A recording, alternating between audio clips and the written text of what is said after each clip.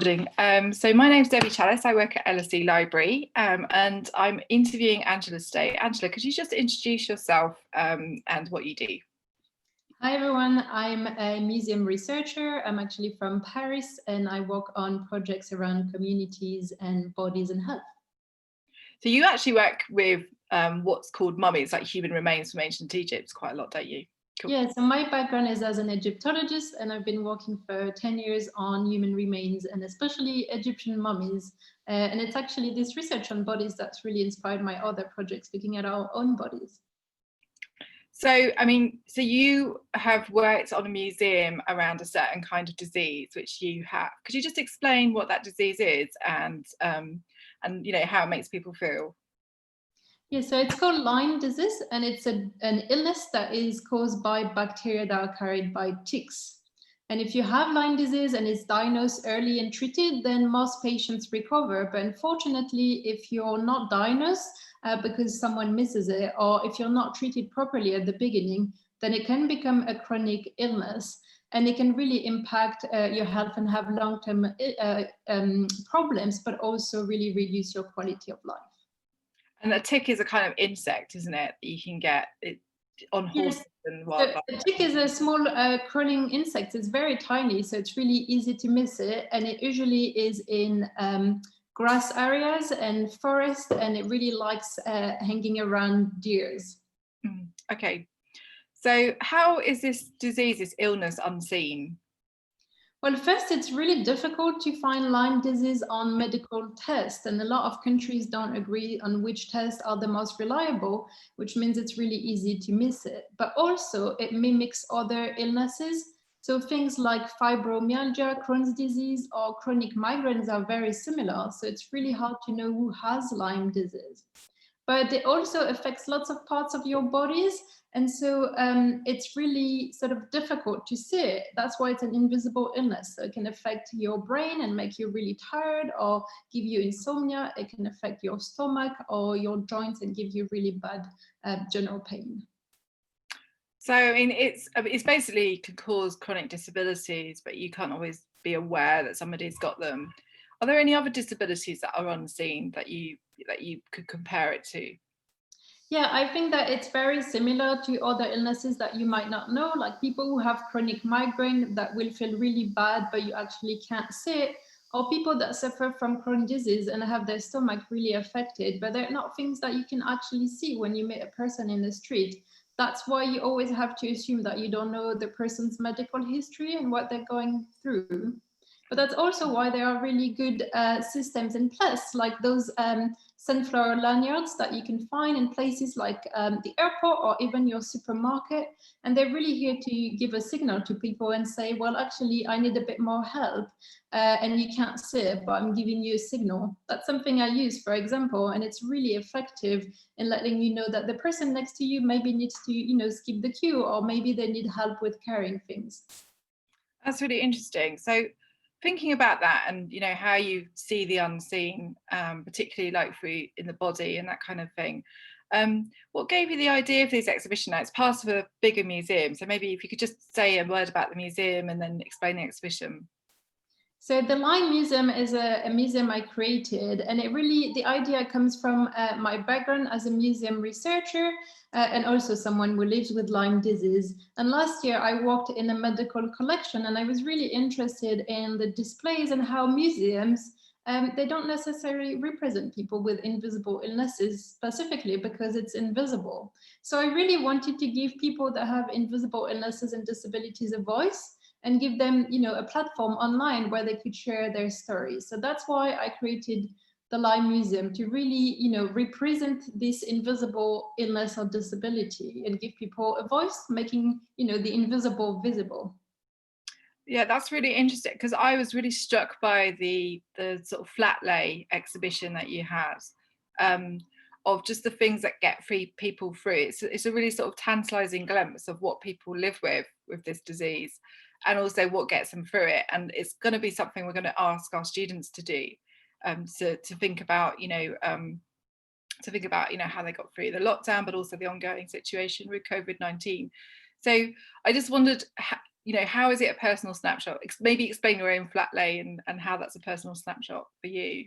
So a flat lay is something really simple. It's a picture of an object that's taken from above. And a lot of people do it to show, their nice new stationery or things like this. And I really wanted to take this really simple idea and ask people who live with those invisible illnesses and disabilities to take a picture of the everyday objects that really represent their lived experience of these illnesses, and to show what kind of objects they need to cope and to go through the day.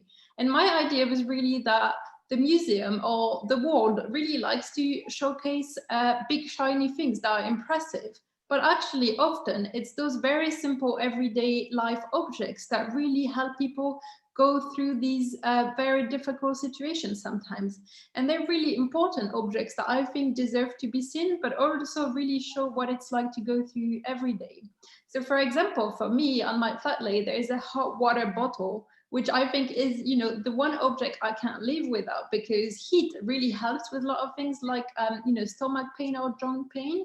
And so there's lots of very simple objects that are actually very important. And for some people, they are actually life-saving. So things like insulin and all of this. So we've invited people around the world to send their objects and really show us what kind of objects represent their everyday life. So, I mean, thinking about how did lockdown affect you and the ongoing situation with COVID-19? Because it must have had a massive effect. I mean, were you shielding? Yes, so I live in Paris, and I had to start shielding about a week before everyone was sort of forced into lockdown, and I also stayed much longer. For me, it was really difficult, I think more emotionally, because it was really stressful, because my own health was already very difficult. And I think it really was a bit difficult to see other people not really responding to the restrictions. And it was quite scary to think that other people were willing to put others at risk. And I think at the beginning, it was really a matter of people not realizing that, you can contaminate other people. And I think that when you're healthy, that's not something you really think about. Other than that, I think, a lot of people with chronic illnesses are actually quite used to staying home, even without the pandemic. And so we're really quite accustomed to sort of keeping ourselves busy and doing things to stay positive. And I think that really quite helped. So was there anything in particular that helped you get through this, like last year, for example? I think for me, it was all about community. And I think the fact that I could access, talking to people like you online and having really a community of people around the world, that really helped in feeling less isolated. And also, I think cooking really helped. I found, that doing things that are positive and that kind of kept my mind busy was really helpful. So, reading, writing, I think something that really helped and that I will find useful in the future was keeping a journal and really writing how I feel about things. And I think that's really good to sort of clear your mind. And then, it might just be helpful for future generations as well. That's interesting. So we're going to be asking these students who are watching this video to be recording, creating their own flat lay, but creating their own records of their experience of the lockdown, but also, the ongoing situation. And what would you like to hear about from them, given they're 9-10-year-olds? What do you want to hear about? I think there's two things. I'd be really interested in finding how this made them think about their health. Because I know that when you're quite young, if you feel, healthy, you don't really realize that other people really need to be taken care of, or that you can get sick yourself. And so I'd be really interested in finding out how that changed the way you look after your health, and the importance of things like eating nicely and exercising and sort of looking after your mental health. So that's something I'm really interested in, and also how that changed your relationship to others. So looking after elderly people and how important it is to, keep in contact with others. So that's one thing. And then I'd be really interested in what kind of things you did to keep yourself busy, because I know we all found this really long. And I just, wonder what kind of things you did while you were in lockdown. That's interesting. And why do you think, adults should listen to children? Because there is a sense that sometimes children aren't being listened to through this, you know, through this situation. You know, it's all about the homeschooling, it's all about this, but actually, you know, they're not actually listening to what the children want to do.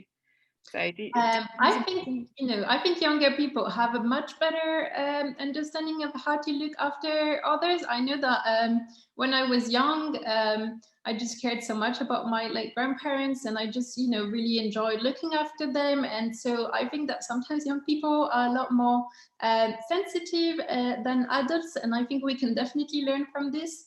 But I also think that younger people are so creative, you know, and I really want to learn what kind of things you do to keep yourself active and healthy and just happy, and what kind of really fun activities you do. And I think when we grow older, we do a bit less fun things. And I think we can definitely learn from this, because a lot of adults were really frustrated to be inside. But I think, you know, younger people are so creative. So I really want to learn all your best tips to stay busy inside.